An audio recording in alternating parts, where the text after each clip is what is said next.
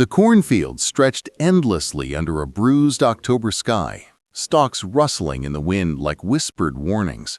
It was 4:47 p.m. on October 19, 2007, when Nicole Summers stepped off the yellow school bus at the corner of County Road 58 and Maple Ridge Drive in rural Harmon County, Ohio, a farming community where everyone knew everyone and doors stayed unlocked. The air smelled of turned earth and distant wood smoke. Nicole, 14 years old with sandy blonde hair, pulled into a ponytail, adjusted her backpack, and waved to the driver before starting the quarter-mile walk home. Within 12 minutes, she would disappear so completely that not a single neighbor, not one passing car, not even the family's border collie waiting on the porch would see where she went. This wasn't a crowded city street where someone could vanish into a subway or slip into an alley. This was open farmland, visibility stretching half a mile in every direction. The October sun hung low but bright, casting long shadows across the gravel road. Yet somehow, between the bus stop and her family's white farmhouse, a distance Nicole had walked hundreds of times, she evaporated like morning fog. 3 days later, her backpack would be discovered empty and soaked in a drainage ditch 2 miles away. Her phone, a basic flip model her parents gave her for emergencies, pinged its final tower at 4:52 p.m. before going silent forever.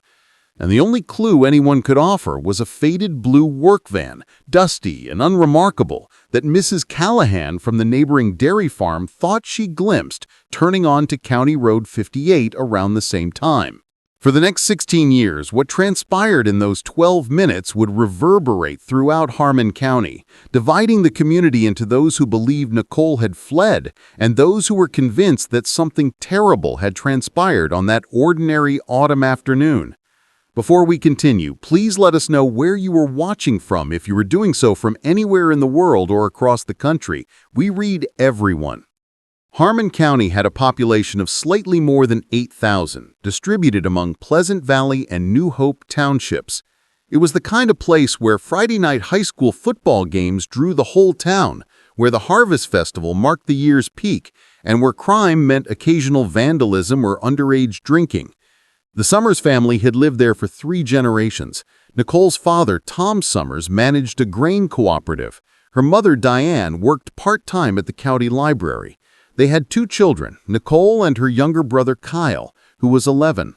The family attended Sunday services at Harmon Community Church and lived in a modest 2-story farmhouse surrounded by soybean fields their grandfather once tended.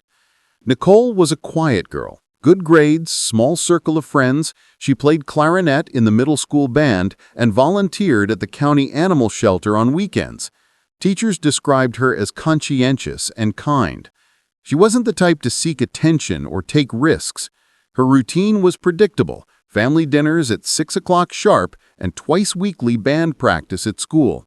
On October 19th, she'd attended her regular Friday classes at Harmon Middle School, chatted with friends during lunch, and boarded bus number 14 at 4:35 p.m. as she did every weekday. The bus driver, Jerry Holcomb, a 62-year-old grandfather who'd driven the route for 18 years, remembered Nicole smiling as she stepped off. She seemed perfectly normal, he'd tell investigators later, his voice heavy with guilt he didn't deserve. Said, "See you Monday, Mr. Holcomb, like always." I watched her start walking toward her house. Then I had to keep moving, needed to make 6 more stops. He pulled away at 4:48 p.m., his schedule logged precisely. In his rearview mirror, Nicole was a small figure in a denim jacket and jeans, backpack bouncing as she walked the familiar gravel road home. At the Summers farmhouse, Diane stood at the kitchen window, glancing at the clock. By 5 o'clock, Nicole should have been through the door, dropping her backpack in the hall and rushing straight for the cookie jar, thinking her mother would not be aware she had raided it. But 5 came and went, then 5:15, then 5:30. Diane felt the first prickle of unease, that maternal instinct that something was wrong. She called Nicole's phone, straight to voicemail. She walked outside, shading her eyes against the sinking sun, scanning the empty road. The dog, a border collie named Scout, paced the porch, whining. By 5:45, Tom came in from checking equipment in the barn and found Diane standing in the driveway, arms wrapped around herself despite her coat. "She's not home," Diane said, her voice thin. Tom frowned. Nicole had never been late without calling. He drove his pickup down County Road 58, scanning both sides, calling her name through the open window. Nothing. He circled back after passing the Henderson residence and the Callahan farm. The gravel road remained empty, the field silent. At 6:15 p.m., Tom called the Harmon County Sheriff's Office. Deputy Rachel Voss took the report, her tone shifting from routine to alert when Tom described his daughter's age and the time elapsed. "We'll send someone right away," she assured him. Within 20 minutes, 2 patrol cars arrived at the Summers house, lights cutting through the gathering dusk. The first official search began with flashlights and neighbors, voices calling Nicole's name into the October chill, the sounds swallowed by cornfields that seemed suddenly vast and menacing. By 8 o'clock, the search had expanded. Harmon County Sheriff Bill Mercer, a stocky man in his 50s with deep-set eyes and a reputation for thoroughness, stood in the Summers living room coordinating efforts. He questioned Tom and Diane gently but directly. Had Nicole mentioned any problems at school, any new friends, any conflicts at home? The answers were all negative. Nicole was a good kid, happy, no reason to run away. Mercer's jaw tightened. He'd worked enough cases to know that when a 14-year-old disappeared on a predictable route in broad daylight, you weren't dealing with a runaway. By midnight, over 50 volunteers combed the area. Farmers, church members, high school students. They moved in groups through the fields, inspected buildings and barns, and knocked on doors. The temperature dropped to 40 degrees. Diane sat on the porch wrapped in a blanket, refusing to go inside, as if staying outside would somehow bring Nicole home. Tom stood with the sheriff, staring at a county map spread across the hood of a patrol car, red circles marking search zones. And somewhere, out in the darkness, beyond the reach of flashlights and desperate voices, Nicole Summers had already been swallowed by something none of them yet understood. The night stretched on, cold and merciless, as Harmon County confronted a truth it had never faced before. One of their children was gone, and no one had seen a thing. Dawn broke over Harmon County with a pale, indifferent light that seemed to mock the urgency of the night before. By 6 a.m. on Saturday, October 20th, the Summers farmhouse had transformed into a command center. Sheriff Mercer stood in the kitchen, running on black coffee and adrenaline, coordinating with the Ohio Bureau of Criminal Investigation. The BCI had agreed to send specialists. This was no longer just a local missing person case. The clock was ticking, and everyone in law enforcement knew the brutal statistics. If Nicole wasn't found in the first 48 hours, the chances of finding her alive dropped catastrophically. Diane Summers hadn't slept. She sat at the kitchen table, Nicole's school photo clutched in both hands, her eyes hollow and red-rimmed. Tom paced between the living room and porch, unable to sit still, unable to accept that his daughter had simply evaporated from a road he could see from his own property. Kyle, their younger brother 11, stayed upstairs in his room, silent and confused, processing a nightmare he couldn't yet comprehend. The first breakthrough came at 7:23 a.m. when Deputy Voss arrived with Nicole's backpack. A farmer named Earl Thompson had spotted it while checking his irrigation system near the drainage ditch along Route 33, roughly 2 miles northeast of the bus stop. The navy blue backpack was soaked from lying in standing water, but unmistakably Nicole's, her name written in silver marker on the front pocket, just as Diane had done at the start of the school year. Inside, deputies found waterlogged textbooks, a crushed granola bar, and a pencil case shaped like a cartoon cat. What they didn't find was her phone, her wallet, or any note explaining how the bag ended up in that location. Sheriff Mercer spread a county map across the dining table, marking locations with a red pen. Bus stop here, backpack found here. He drew a line between them. That's 2 miles in the opposite direction from her house. Someone moved her. His voice was steady, but he gripped the pen with a firm grip. This wasn't a girl who wandered off and got lost. This was an abduction. By mid-morning, the investigation had mobilized in full force. Canine units arrived from Columbus, German Shepherds with a background in tracking and finding human remains. The dogs picked up Nicole's scent at the bus stop, followed it approximately 40 yards south along County Road 58, then lost it abruptly. Handler Sergeant Mike Chen frowned as his dog circled, confused. Scent ends here, middle of the road. This typically indicates that she entered a vehicle. The realization settled over the team like a stone dropping into still water. Investigators began canvassing every residence within a 5-mile radius. At the Callahan Dairy Farm, 73-year-old Margaret Callahan repeated what she'd mentioned the night before, though with more detail now. I was putting away groceries around 4:45, maybe 4:50. Saw a van turn onto County Road 58 heading toward the bus stop area. Blue, kind of faded work van type. Didn't think anything of it at the time. Lots of contractors passed through. Could she describe the driver? She squinted, apologetic. Too far away. I also didn't really look. Just noticed the van because it was going slower than usual, like someone looking for an address. Sheriff Mercer requested traffic camera footage, but Harmon County's rural roads had no cameras. Budget constraints meant only the town center had minimal surveillance. The nearest traffic light was 6 miles away. They were working nearly blind, dependent on witnesses in an area where houses sat hundreds of yards apart and people minded their own business. At noon, the BCI technical team began analyzing Nicole's phone records. Her basic flip phone had limited data, but cell tower pings told a story. The last ping came at 4:52 p.m. from a tower on Route 33, consistent with the location where her backpack was found. Then, nothing. Either the phone was destroyed, the battery died, or it was taken somewhere beyond tower range. The lead investigator, Agent Sarah Kellerman, a sharp-eyed woman in her 40s with decades of experience, studied the data. 5-minute window from bus stop to last ping. Whoever took her acted fast and knew the area well enough to avoid detection. By afternoon, the search had expanded to over 200 volunteers. They combed through cornfields, checked abandoned barns, waded through creek beds. Local news vans arrived, satellite dishes sprouting like mechanical flowers. The story hit regional broadcasts. 14-year-old missing in rural Ohio, community desperate for answers. Nicole's school photo appeared on screens across the state, her shy smile and bright eyes now a symbol of every parent's worst fear. In the midst of organized chaos, one detail emerged that would haunt investigators for years.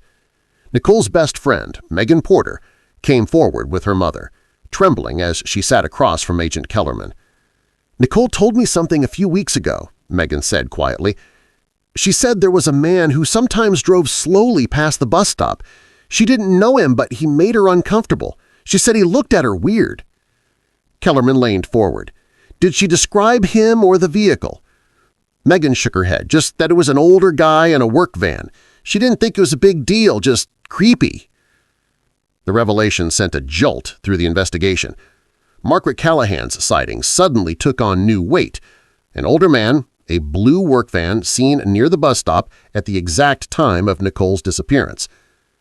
Kellerman immediately ordered a database search of registered work vans in Harmon and surrounding counties. The list was long. Contractors, plumbers, electricians, handymen, hundreds of blue vans, dozens of older male drivers. It was a lead, but a maddeningly broad one. By Sunday evening, 48 hours after Nicole vanished, exhaustion had settled over everyone. Tom Summers stood in the barn, gripping a pitchfork he'd been holding for 20 minutes without moving, staring at nothing. Diane sat in Nicole's bedroom, touching her daughter's things. The stuffed elephant on the bed, the clarinet on the desk, and the boy band posters on the wall. The house felt wrong, like a body with the heart removed. Sheriff Mercer held a press conference on the courthouse steps. Cameras flashed as he spoke, his voice gravelly with fatigue. "We are treating Nicole Summers' disappearance as a critical abduction case. We believe she was taken by force shortly after exiting her school bus. If anyone saw a blue work van in the County Road 58 area on October 19th between 4:30 and 5 p.m., please contact our tip line immediately. Nicole is 14 years old, 5 feet 3, 100 pounds, blonde hair, blue eyes. She is someone's daughter, someone's friend, and we will not rest until we bring her home. But as the cameras packed up and the crowd dispersed, the hard truth remained. They had no suspect, no solid leads, and no idea where Nicole Summers was. The first critical 48 hours had passed, and the trail was already growing cold. By November 2007, 3 weeks after Nicole vanished, the investigation had generated over 400 tips and pursued dozens of leads, all ending in frustration. The blue work van became an obsession. The team led by Sheriff Mercer conducted interviews and compiled a list of 73 registered blue vans within the 3 counties. Every owner was interviewed. Contractors provided alibis. Plumbers showed work schedules. Electricians submitted to voluntary questioning. Each interview seemed promising until it collapsed under scrutiny. The van sightings multiplied as media coverage spread. Suddenly everyone remembered seeing a blue van, a white van, a gray van. The signal drowned in noise. Agent Kellerman brought in a forensic artist who worked with Megan Porter to create a composite sketch based on Nicole's vague description of the creepy guy. The result was maddeningly generic. White male, 40s to 60s, average build, possibly wearing a baseball cap. The sketch could describe 10,000 men in rural Ohio. When published in the Herald-Dispatch and posted at every business in town, it generated another wave of tips that led nowhere. The backpack yielded minimal forensic evidence. Water damage had destroyed potential DNA, and the only fingerprints recovered belonged to Nicole and her family. The location where it was found seemed deliberately chosen, visible enough to be discovered, sufficiently far from the site of the abduction to muddy the trail. Kellerman stood at the drainage ditch on a gray morning, surveying the surrounding farmland. "Whoever did this knows this area intimately," she told Deputy Voss, "knows the roads, the timing, where to dispose of evidence. This is not accidental." Then came the break. That wasn't. On November 8th, a hiker discovered a girl's denim jacket in the woods near Possum Creek, about 8 miles from the Summers farm. The jacket matched Nicole's description: size small, brass buttons, similar wash. Diane nearly collapsed when shown the evidence bag, but upon closer inspection, the jacket had an interior label Nicole's didn't have. It belonged to an entirely different girl who had vanished on a camping trip months earlier. The false alarm devastated the family. A new hope raised and crushed in the span of hours. The investigation's most promising lead emerged in mid-November. A gas station clerk in neighboring Knox County reported that on October 19th, around 5:30 p.m., a man driving a faded blue van had purchased zip ties, duct tape, and a large tarp. The clerk remembered because the combination seemed odd and the man paid cash, avoiding eye contact. Security footage showed a grainy figure in a dark jacket and cap, face obscured, entering and leaving quickly. The timestamp and location fit. Knox County was a 15-minute drive from where Nicole's backpack was found. Sheriff Mercer felt the first surge of real hope in weeks. This could be him. The team enhanced the footage, but 2007 gas station cameras offered limited resolution. They could determine the van's approximate model, likely a Ford Econoline from the mid-1990s, but couldn't read the license plate or clearly see the driver's face. The clerk couldn't provide additional details beyond white guy, maybe 50, kept his head down. Investigators cross-referenced the gas station purchase with their van registry. 3 owners of blue Ford Econolines lived within reasonable distance: Martin Vickers, a 62-year-old retired plumber; Robert Ashford, a 53-year-old independent handyman; and James Dorsey, a 47-year-old construction foreman. All 3 were interviewed extensively. Vickers had been visiting his daughter in Cleveland that entire week, confirmed by toll records and his daughter's testimony. Dorsey was working a construction site with a dozen witnesses from 7 a.m. to 6 p.m. on October 19th. His time card was verified by coworkers. That left Ashford. Robert Ashford lived alone in a weathered rental house on the outskirts of Millfield, an unincorporated community 20 miles from Harmon County. He had a spotty work history, occasional odd jobs, no close friends. Neighbors described him as quiet, kept to himself, sometimes seemed paranoid. When deputies arrived to question him on November 21st, Ashford was cooperative but evasive. Yes, he owned a blue van. No, he hadn't been near Harmon County on October 19th. He claimed he was home all day fixing his furnace. Could anyone confirm that? No, he lived alone. Deputies sought permission to conduct a search of his property. Ashford hesitated, then agreed, signing the consent form with a shaking hand. The search lasted 6 hours. They combed through his house, garage, and van. They found tools, car parts, old newspapers, evidence of a solitary, somewhat chaotic life, but nothing connecting him to Nicole. No girl's belongings, no suspicious receipts, no clear evidence of violence. The van's interior was worn but clean, as if recently vacuumed. Forensic techs swabbed for DNA and took fiber samples, sending everything to the state lab. 3 weeks later, the results returned. No match. The DNA samples from Ashford's van showed his own DNA and trace amounts from multiple unknown sources, likely from years of transporting materials and occasional passengers. None matched Nicole. The fibers were generic, common to thousands of vehicles. Agent Kellerman reviewed the report with mounting frustration. "It's too clean," she muttered. "Either he's not our guy or he's extremely careful." Without physical evidence, they couldn't hold Ashford. He remained a person of interest, but legally untouchable. Tom and Diane Summers received the news directly from Sheriff Mercer. Diane's face crumpled. "So he just walks free?" Mercer's jaw worked. "We don't have enough. Not yet. But we're not giving up." By December, as the first snow fell over Harmon County, the case had stalled. The blue van, once the investigation's brightest lead, had fractured into dead ends. Media coverage dwindled. National news moved on to other tragedies. Locally, people still whispered Nicole's name, still glanced twice at every unfamiliar vehicle, but the initial urgency faded into a dull, persistent dread.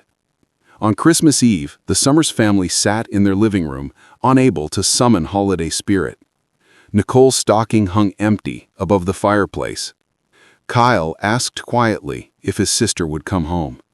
Diane couldn't answer, tears choking her voice. Tom stepped outside into the falling snow, staring at the dark fields beyond, feeling utterly helpless. In January 2008, 3 months after Nicole disappeared, the case was officially transferred to the Ohio Attorney General's Cold Case Unit. Sheriff Mercer attended the handover meeting, his face gray with exhaustion and failure. "This shouldn't be cold," he said, voice rough. "It's only been 3 months." But the investigator accepting the file, a weary veteran named Lieutenant Paul Hendricks, knew the reality. Without new evidence or witnesses, the case would join hundreds of others, tragic, unsolved, waiting for a miracle that might never come. The file was labeled Case Stud. Nicole Summers, missing person, suspected abduction.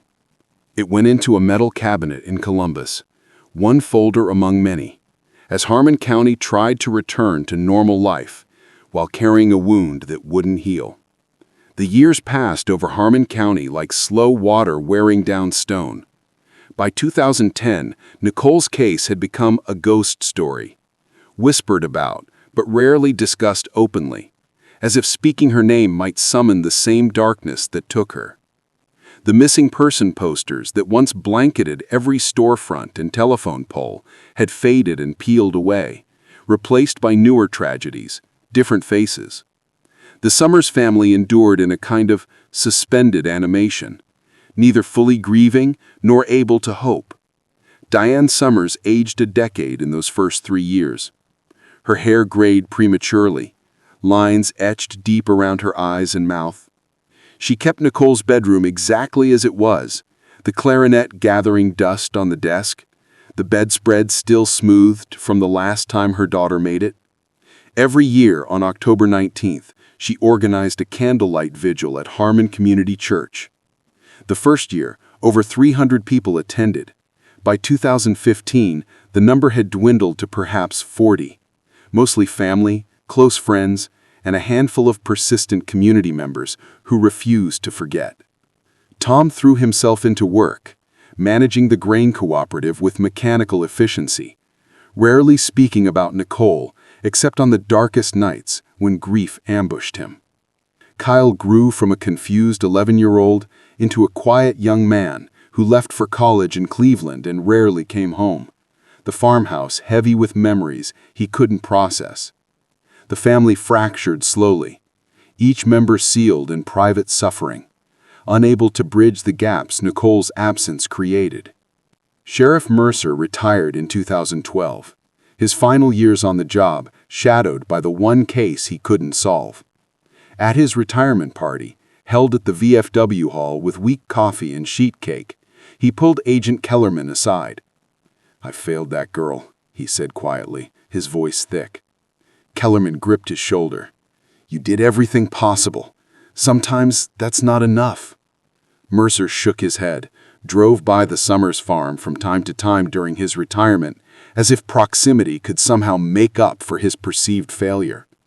The investigation itself languished in the cold case unit. Lieutenant Hendricks reviewed the file annually as protocol required, but without new evidence or witnesses, there was nothing to pursue. Robert Ashford, the handyman with the blue van, remained a person of interest, but lived his solitary life undisturbed. Investigators occasionally drove past his Millfield rental house, checking if the van was still in the driveway, but legally they couldn't touch him. Ashford knew he was watched. He sold the van in 2009 and bought a red pickup truck instead, according to reports from his neighbors who said he had become even more introverted and paranoid about surveillance. In the community, theories proliferated in the absence of facts. Some believed Nicole had been taken by a transient, someone passing through who struck opportunistically and moved on. Others suspected a local predator still living among them, hiding behind a familiar face. The gas station footage of the man buying zip ties and duct tape became mythologized, enhanced and analyzed by amateur internet sleuths who saw patterns in the pixelated blur that professionals knew weren't there. By 2015, Nicole would have been 22 years old. Diane sometimes imagined her daughter graduating college, starting a career, maybe engaged to be married, but the imagination always collapsed under the weight of reality. Nicole was frozen at 14 forever. Ponytail and denim jacket, a shy smile in school photos, a girl who trusted the wrong moment on an ordinary October afternoon. The case file in Columbus gathered dust. Occasionally a new investigator, fresh and idealistic, would pull it out, hoping to spot something previous generations missed. They'd review the witness statements, the inconclusive forensic reports, the dead-end van searches. They'd feel the same frustration their predecessors felt, then return the file to its metal drawer, adding a brief note, "No new leads, case remains open." In 2018, a true crime podcast briefly featured Nicole's disappearance, bringing momentary renewed attention. The episode was well-researched, but offered no breakthroughs, only recycling known facts for a new audience. Diane listened to it once, alone in her car parked outside the library where she still worked, and wept through the entire runtime of 40 minutes. The podcast generated a flurry. Diane listened to it once, alone in her car parked outside the library where she still worked, and wept through the entire runtime of 40 minutes. The podcast generated a flurry of tips, most duplicate information, some bizarre conspiracy theories, but nothing actionable. Then came 2020, and everything changed, not because of Nicole's case specifically, but because forensic science took a quantum leap forward. Genetic genealogy, The technique that had solved decades-old cold cases like the Golden State Killer was becoming accessible to smaller jurisdictions. The Ohio Attorney General's office announced funding for a new initiative re-examining cold cases using advanced DNA analysis and genealogical databases. In Columbus, a young forensic genealogist named Dr. Maya Chen was assigned to review unsolved abduction cases from 2002–2010. She worked methodically through the files, looking for cases with preserved biological evidence. When she opened Case Duck 2007 HC0247, she found something promising. The fiber samples collected from Robert Ashford's van in 2007 had been stored in optimal conditions. More importantly, there were epithelial cells, skin cells embedded in some fibers, likely from whoever had vacuumed or cleaned the van's interior. Dr. Chen's pulse quickened. In 2007, the DNA sample had been too degraded and contaminated to analyze properly with available technology. But in 2020, next-generation sequencing could extract usable genetic information from samples previously considered worthless. She submitted a request to reanalyze the evidence, and in January 2021, the samples arrived at the State Forensic Lab. The process took months, extracting DNA from 13-year-old samples, amplifying it, sequencing hundreds of thousands of genetic markers. By June 2021, Dr. Chen had a profile. It wasn't Nicole's DNA. They'd preserved her toothbrush for comparison. It belonged to an unknown male, likely the person who'd spent significant time in that van's interior. Now came the revolutionary part. Dr. Chen uploaded the profile to GEDmatch, a public genealogy database where people voluntarily share DNA for ancestry research. She wasn't looking for a direct match. The chances were infinitesimal. She was looking for relatives, distant cousins who'd never know their family tree might lead to a killer. 3 weeks later, the database returned a hit – a third cousin match. Approximately 3.7% shared DNA. The relative lived in Portsmouth, Ohio, and had uploaded their profile searching for family history. Dr. Chen began the painstaking work of building a family tree, tracing lineages back 4 generations, then forward through marriage records, birth certificates, death records. She collaborated with a professional genealogist to create branches that extended throughout southern Ohio like a truth map. By August 2021, the tree had narrowed to a cluster of possibilities in Harmon and Knox counties. A name emerged with chilling clarity: Robert James Ashford, age 67, still living in the weathered rental in Millfield. The DNA evidence that couldn't convict him in 2007 was now with genealogical context pointing directly back to him. But this time, investigators had something more: a scientific roadmap proving the genetic material in his van belonged to his family line, not random contamination. Lieutenant Hirix, now graying and approaching his own retirement, received Dr. Chan's report in his Columbus office. He read it twice, hands trembling slightly, then reached for his phone. After 16 years of silence, Nicole Summers' case was about to break wide open. The breakthrough came not with sirens or dramatic raids, but in the sterile quiet of a forensic laboratory where Dr. Maya Chen stared at a computer screen displaying a family tree that had taken 3 months to construct. Every branch, every marriage record, every birth certificate led to the same conclusion. The DNA extracted from Robert Ashford's van in 2007, dismissed then as inconclusive, belonged to someone in his direct family line. With modern genealogical techniques, the probability was overwhelming. The genetic material was his. Lieutenant Hirix assembled a task force in September 2021, pulling investigators from the Cold Case Unit and requesting support from the FBI's Child Abduction Rapid Deployment Team. They knew they had one chance to get this right. 16 years had passed, evidence had aged, memories had faded, but the science was irrefutable. They needed a conviction-proof case. The team began with Ashford's current situation. At 67, He still lived in the same weathered rental in Millfield, though his landlord reported he'd become increasingly isolated. He'd given up handyman work years ago, living on disability payments and rarely leaving his property. Neighbors described him as paranoid, occasionally shouting at imagined intruders, his mental state deteriorating. The red pickup he'd purchased in 2009 sat rusting in the driveway, barely driven. Agent Kellerman, now in her early 60s but still sharp, rejoined the investigation as a consultant. Her thoughts were always on Nicole's case. It had haunted her through promotions and other assignments.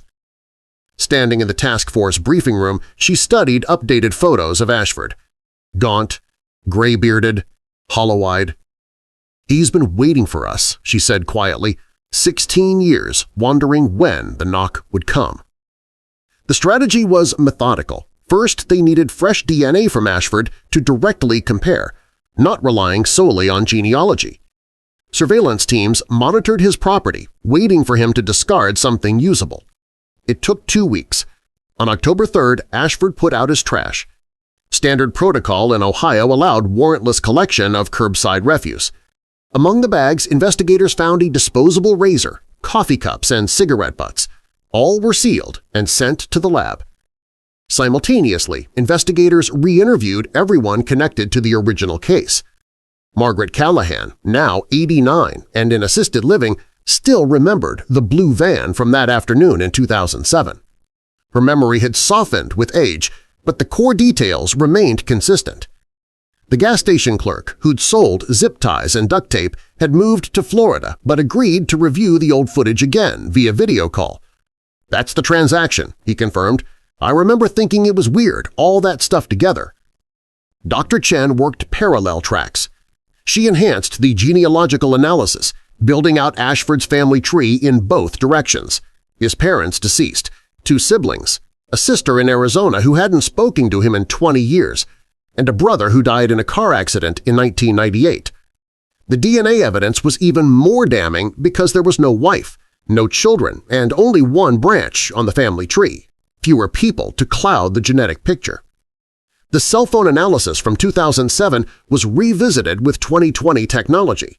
The FBI's Cellular Analysis Survey team reconstructed Nicole's final journey with precision impossible 14 years earlier. Her phone had pinged the Route 33 tower at 4:58 p.m., but modern triangulation techniques using historical tower data revealed something new. The signal had been moving at approximately 45 miles per hour when it went dead, consistent with vehicle speed on that highway. The phone hadn't been discarded stationary, it was moving, likely still in the van when someone powered it down or destroyed it.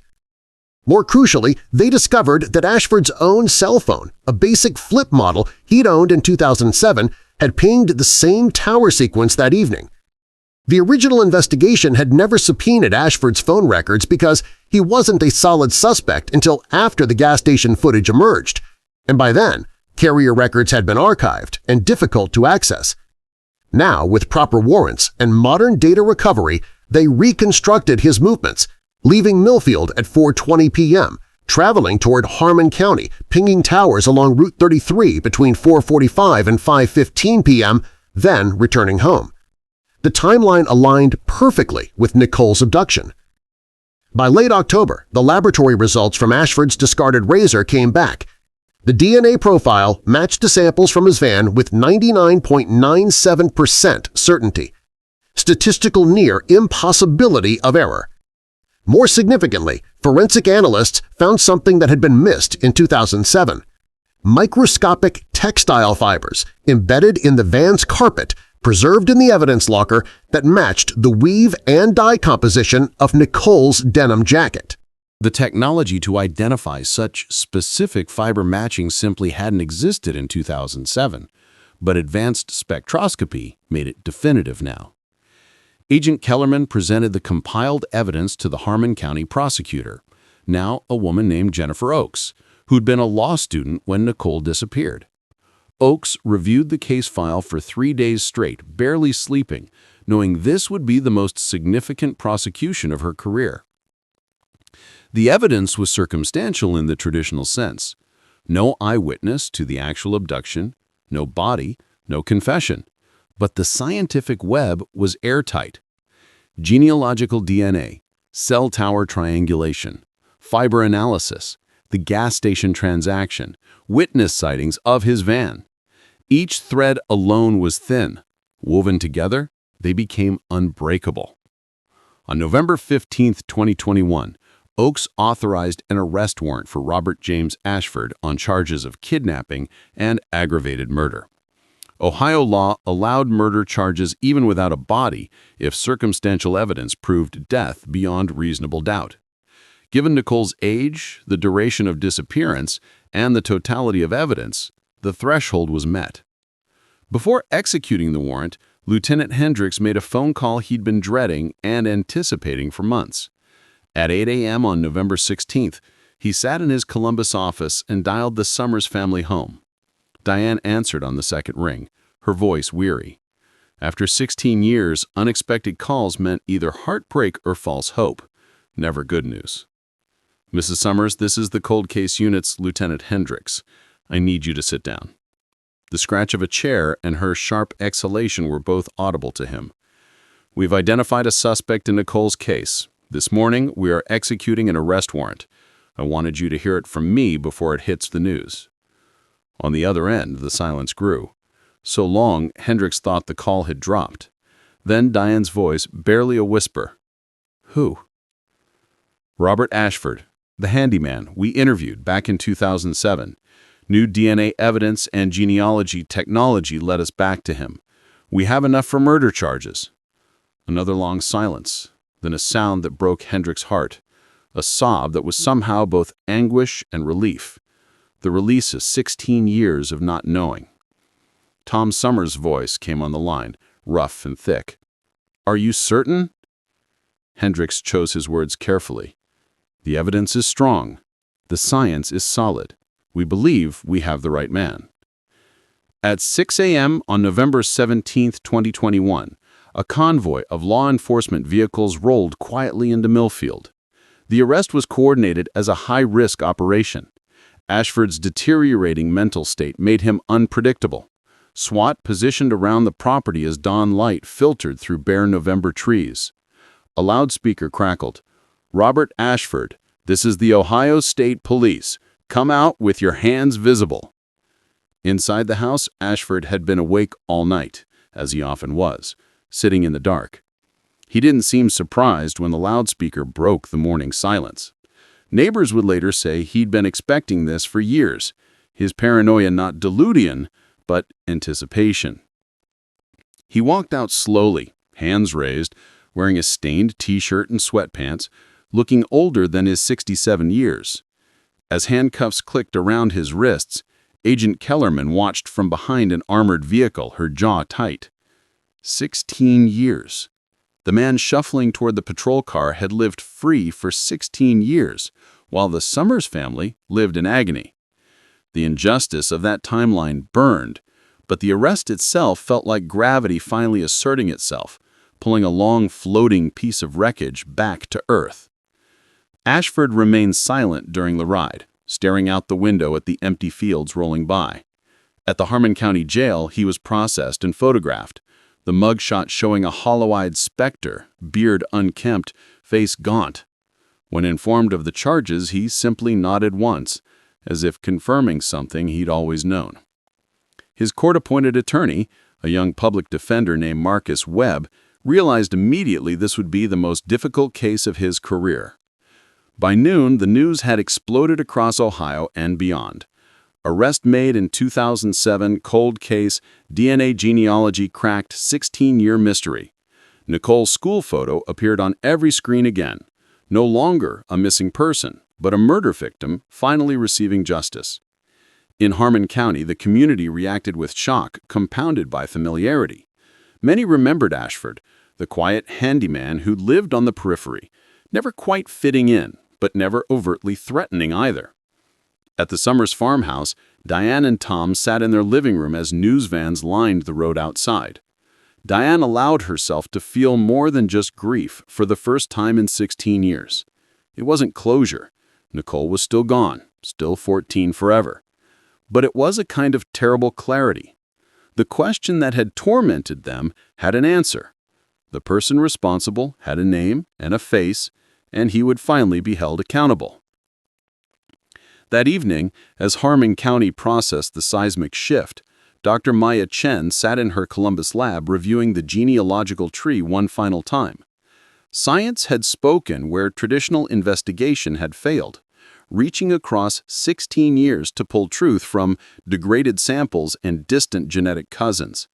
It was a vindication of the methodology, but also a reminder of how many other cold cases might yield to these same techniques if given the chance. The path to justice had taken 16 years, but it had arrived, and now the real battle would begin in the courtroom. Chapter 6. Justice After Darkness. The trial of Robert James Ashford began on March 7, 2022, in the Harmon County Courthouse, a brick building that had stood since 1889. Its high ceilings and wooden pews now packed with spectators, journalists, and a community that had waited 16 years for this reckoning. Outside, a late winter frost clung to the courthouse lawn, where a small memorial had formed. Nicole's school photos surrounded by candles, stuffed animals, and handwritten notes. "Justice for Nicole," read a banner stretched between two oak trees. Prosecutor Jennifer Oakes stood before the jury during opening statements, her voice measured but forceful. She was 39, had grown up in neighboring Knox County, and remembered when Nicole disappeared. She'd been a first-year law student then, following the case in news reports, never imagining she'd one day prosecute it. In this case, ladies and gentlemen, evil is being caught by science. In 2007, Robert Ashford thought he'd gotten away with murder. The technology didn't exist to prove what he'd done. But science doesn't forget, and 16 years later, it speaks with absolute clarity. She outlined the evidence methodically.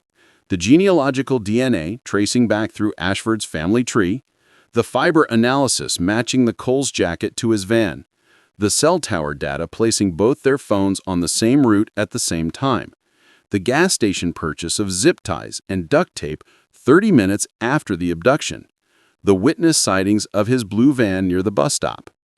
Each piece was explained in terms a jury could grasp. Oakes knew that forensic genealogy was new territory for most people, and she needed them to trust the science without feeling overwhelmed. Defense attorney Marcus Webb faced a nearly impossible task. His client had refused to cooperate beyond entering a not guilty plea, sitting silent and hollow-eyed at the defense table, occasionally muttering to himself. Webb's strategy was to attack the lack of direct evidence. No body, no eyewitness to the actual crime, no confession. But the prosecution wants you to convict on probability and circumstance. They argued, but the law requires proof beyond reasonable doubt. They cannot show you the moment of crime. They cannot produce physical evidence of murder. They ask you to fill gaps with assumption.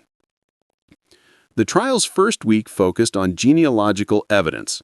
Dr. Maya Chen took the stand, explaining how she'd built Ashford's family tree from a third-cousin DNA match. She brought visual aids, large printed charts showing genetic connections branching back 4 generations, then narrowing to a single point, the defendant.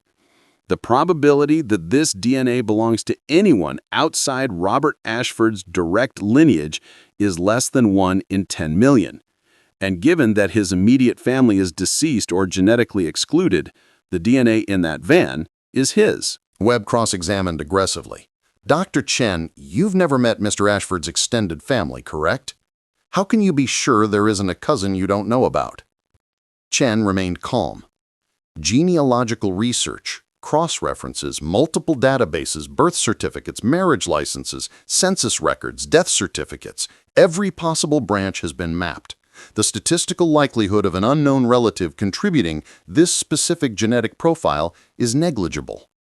The jury, 12 Ohioans, ranging from a retired teacher to a young IT worker, listened with furrowed concentration. This wasn't CSI. Because it was a complicated methodical science, experts needed to be trusted. However, the prosecution had anticipated this and brought in a second FBI geneticist to independently verify Chen's method. Week 2 brought the cell phone analysis. Reconstructed tower data was shown on large screens by the FBI CAS team specialist, a technician by the name of David Park, who spoke softly. 2 phones, Nicole's and Ashford's, were moving on animated maps along identical routes at identical times.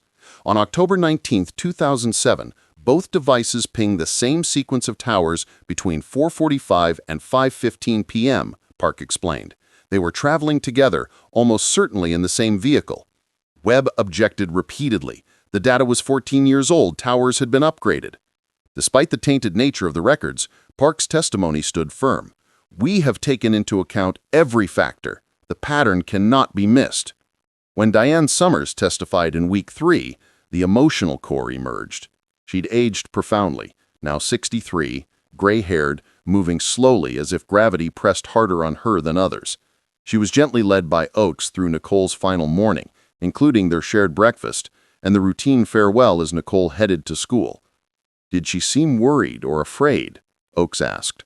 Diane shook her head. "She was looking forward to band practice that afternoon. She kissed me on the cheek and said, 'Love you, Mom.' Those were her last words to me." The courtroom was silent, except for muffled crying. Even the hardened court reporter wiped her eyes. Diane turned to look directly at Ashford. "You took my daughter. You let her suffer for 16 years not knowing, not able to grieve properly or move forward. You watched us search for her, pretended to care, and all that time you knew." Her voice broke, but she pushed through. "I hope whatever darkness lives inside you torments you every day for the rest of your life." Ashford stared at the table, expressionless. If Diane's words affected him, he showed no clue. The prosecution's final witness was Margaret Callahan, now 90, brought into the courtroom in a wheelchair. Her memory was fragile, but the core remained. She'd seen a blue van on County Road 58 that afternoon, driving slowly, as if searching for something. When shown a 2007 photo of Ashford's van, she nodded. "Looks like the same one." And Webb's cross-examination was gentle. Attacking a 90-year-old woman would alienate the jury, but he pressed on the reliability of a 14-year-old memory. "Mrs. Callahan, you've seen news coverage of this case for years. Could that have influenced what you remember?" She considered, then shook her head firmly. "I know what I saw that day. I informed the police then, and I inform you now." The defense presented almost nothing. Webb had no credible alternative theory, no alibi witnesses, no explanation for the mountain of scientific evidence. Ashford himself declined to testify, which was his constitutional right, but left a vacuum the jury would inevitably fill with suspicion. Closing arguments stretched over a full day. Oakes synthesized everything into a narrative. Robert Ashford watched Nicole at the bus stop for weeks. He knew her routine. On October 19, 2007, he acted. He drove his blue van to that intersection, waited for her to step off the bus, convinced or forced her inside, and took her life. The science proves it. The timeline proves it. The witnesses prove it. 16 years don't erase truth. They only delay justice. Webb made his final stand. Circumstantial evidence, no matter how much you pile up, doesn't equal certainty. You're being asked to convict a man based on genetic probability and cell phone pings. Where is Nicole? If she's dead, where's her body? The prosecution cannot answer because they don't know. Doubt exists, and the law requires you honor that doubt. The jury deliberated for 11 hours over 2 days. The Summers family waited in a courthouse conference room. Diane clutching a rosary she hadn't used in years. Tom pacing. Kyle, now 27, sitting with his head in his hands. Agent Kellerman waited in the hallway, unable to leave despite having no official role. Dr. Chen watched from the gallery, knowing her science was on trial as much as the defendant. On March 29, 2022, at 3:47 p.m., the jury sent word. Verdict reached. The courtroom filled within minutes. Only standing room. Silence thick and suffocating. Ashford was led in, shackled now after an outburst earlier in the week. The jury entered with grave expressions and avoiding the defense table. The clerk stood. "On the charge of kidnapping, how do you find?" The foreperson, a middle-aged man who managed a feed store, stood. His voice was steady. "Guilty." The courtroom exhaled collectively. Diane gasped, hand flying to her mouth. "On the charge of aggravated murder, how do you find?" "Guilty." The word landed like thunder. Guilty. After 16 years. Guilty. Diane collapsed into her arms, sobbing. Not grief now, but release. A dam breaking. The gallery erupted in muted cheers and crying. The judge gave for order, but didn't reprimand the emotion. Ashford showed nothing. He stared straight ahead as if watching something only he could see, lips moving silently. Whether prayer or madness, no one could tell. Judge Patricia Holbrook, a stern woman in her 60s who'd presided with firm fairness, delivered sentencing 2 weeks later. Consecutive life without parole, Mr. Ashford. You stole a child's life and a family's peace. The law provides no mercy for such acts, and neither do I. You will spend every remaining day imprisoned as you imprisoned the Summers family in grief. Ashford was led away in chains. As he passed the gallery, someone shouted, "Where is she? Where's Nicole?" The question remained unanswered because he did not turn and did not respond. The one piece of closure still denied. Outside the courthouse, Oakes held a press conference on the steps, Diane and Tom standing beside her. "Today, science and persistence brought justice for Nicole Summers," Oakes said. "This case proves that cold doesn't mean forgotten. Families deserve answers, and we will keep fighting for them." Diane stepped to the microphone, her prepared statement trembling in her hands. Nicole was 14 years old. She loved music, animals, and her family. She deserved a full life, college, career, maybe children of her own. Robert Ashford took all of that, but he didn't take her memory. In Nicole's name, we're establishing a scholarship for forensic science students at Ohio State. We want her legacy to be justice for others. That evening, Harmon County held an impromptu vigil. Hundreds gathered at the spot where Nicole had stepped off the bus 16 years earlier. They lit candles, sang hymns, and stood in silent acknowledgement that their community had finally closed a wound that had festered too long. There was a plaque at the base of a young maple tree that had been planted by someone. Nicole Summers, who died in 2007, will always be remembered. At the Summers farmhouse, Diane finally entered Nicole's room and began slowly to pack away the clothes and belongings that had remained untouched. On the nightstand, she kept the photo, the stuffed animals, and the clarinet. But she took down the posters, folded the bedspread, and opened the curtains for the first time in years. It wasn't forgetting. It was finally allowing herself to acknowledge that Nicole wasn't coming home, and that was okay to admit now. The case became a landmark in forensic genealogy, studied in law schools and criminal justice programs. Dr. Chen wrote articles about the methodology, helping other cold case units adopt the techniques. Agent Kellerman retired fully, knowing the case that had haunted her was finally resolved. Lieutenant Herricks attended the sentencing, then quietly deleted the file from his active cases. Transferred to solved after 16 years in purgatory, Nicole's story became a lesson taught in schools across Ohio. Trust your instincts. Tell adults when something feels wrong. Don't assume the worst can't happen in small towns. Her face appeared in safety campaigns, her memory performing a task she could not have imagined. For the Summers family, justice didn't erase pain, but it provided something essential: certainty. They knew who, they knew why, and they knew he would never hurt anyone else. On quiet evenings, Diane sat on the porch, watching the sunset over fields that once felt haunted, but now just felt like home again. She spoke to Nicole, sometimes updating her on Kyle's life, on the scholarship recipients, on small daily things. And sometimes, in the rustle of corn or the call of evening birds, she imagined her daughter answering back. The case of Nicole Summers proved that time doesn't shield the guilty, that science evolves faster than criminals anticipate, and that communities, when they refuse to forget, can carry a flame of justice through the darkest years until it finally ignites. 16 years was too long, but it wasn't forever, and in the end, truth emerged, as it always does, patient and inevitable as dawn.